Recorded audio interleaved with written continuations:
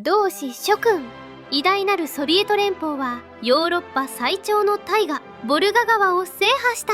巨大なダムで生み出された電力で大躍進。5つの海をつなぐ偉大なる水路は人民の団結の象徴である。母なる川の恵みを人民へ。これこそだ社会主義の勝利である。偉大なるソビエト連邦は滅びた。しかしその遺産は今も残っている。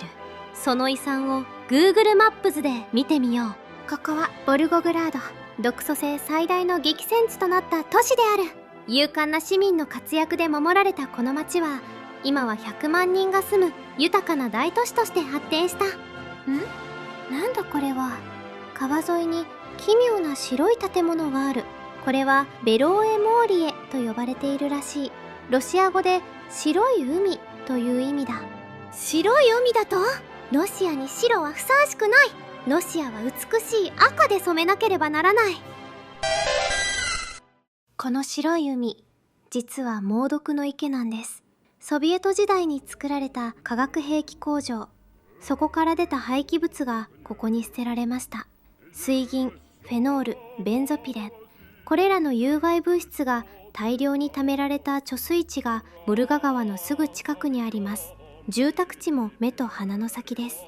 1970年代から中和のために石灰を投棄し、その結果白くなったんです。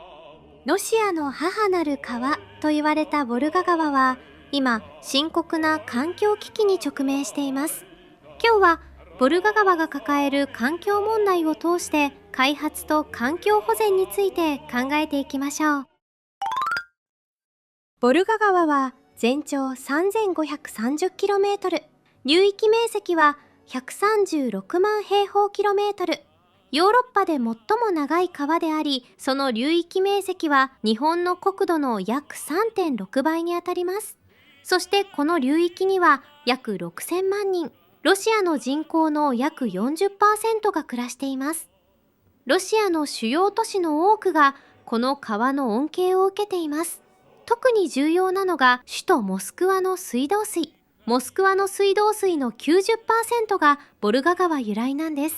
農業生産もロシア全体の 25% 以上をこの流域が支えています。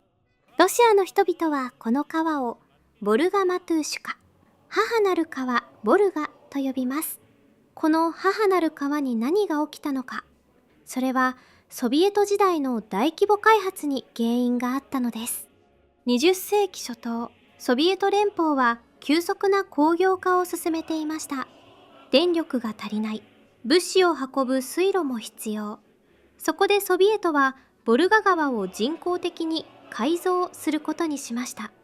その成果は確かに目覚ましいものでした。建設された8つの巨大ダムは大量の電力を生み出しました。バルト海、黒海、白海、アゾフ海、カスピ海の5つの海をつなぐ運河網が完成し、モスクワは5つの海の港と呼ばれるようになりました。しかし、この急速な開発には大きな代償がありました。ダムや運河の建設に駆り出されたのは多くの強制労働者たちでした。1937年に完成したモスクワ運河では数千人が命を落としたとされています。そしてダムの背後には巨大な貯水池が作られました。最大の貯水池は琵琶湖の約7倍もの広さがあります。その巨大な貯水池のために多くの村が水没しました。住民たちは強制的に移住させられ、故郷は湖の底に沈んだのです。今でも水面から突き出る教会の塔が当時を物語っています。さらに深刻なのが川の流れの変化です。ダムによってボルガ川の流量は大きく減少し、かつての10分の1にまで低下したという報告があるほどです。流れが緩やかになると何が起きるか。汚染物質が流れずにその場に溜まるようになるんです。工場からの排水、農地からの肥料や農薬。これらが貯水池の底に数メートルもの汚泥となって蓄積していきました。ソビエトは目の前の成果を優先しました。電力、水運、灌漑、短期的には大きな恩恵がありました。短期的な恩恵の代償に今のボルガ川は苦しめられています。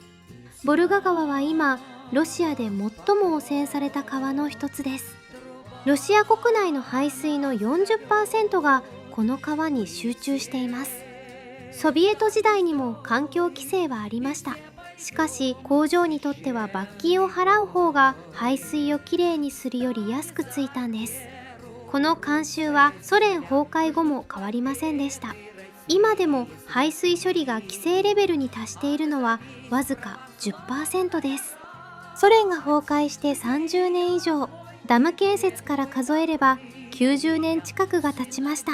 しかし水質に実質的な改善は見られていません。ロシア政府は2018年から6年間で2050億ルーブル、日本円で約4000億円を投じてボルガ川の水質浄化プロジェクトに国家規模で取り組んでいます。しかしロシアの会計検査院はほとんど改善が見られないと厳しい指摘をしています。その原因はソ連時代に埋められた時限爆弾があちこちに残っているからです。その代表例が動画の冒頭で紹介した白い海です。ボルゴグラードにある28ヘクタールの白い構造物。ここには150万トンから350万トンもの有毒廃棄物が貯められています。冷戦時代、アメリカとの軍拡競争の真っ只中にあったソ連は大量の化学兵器を製造し、その廃棄物をこの池に捨てたのです。安全基準の数百倍から数千倍の有害物質が今も眠っています。1970年代、中和のために大量の石灰を投棄した結果、池は白くなり、白い海と呼ばれるようになったのです。ソ連時代、この工場は軍事機密でした。環境汚染を指摘することは国家への反逆とみなされました。批判は許されなかったのです。そしてソ連が崩壊すると、今度は誰も責任を取らなくなりました。経済危機の中、環境対策に回す予算などありません。処理には膨大なコストはかかる。結局、問題は先送りにされ続けました。現在は白いドームで覆われ、応急処置として封じ込められていますが、春の雪解け水や大雨があれば、有害物質がボルガ川に流れ出す危険性があります。このような有害物質の爆弾がボルガ川の流域には数多く存在するんです。開発独裁の時代、成果だけが求められました。代償は隠され、批判は封じられ、責任は曖昧にされた。その結果がこの白い海なのです。本来の美しい姿を取り戻したロシアの母なる川を見ることができる日は、残念ながらまだ遠いのかもしれません。それでも少しずつでも前に進むことを願っています。ボルガ川は6000万人の生活を支えるロシアの母なる川です。しかし目先の成果を優先するソ連の開発独裁により、その代償は隠され、負の遺産が今でも残されています。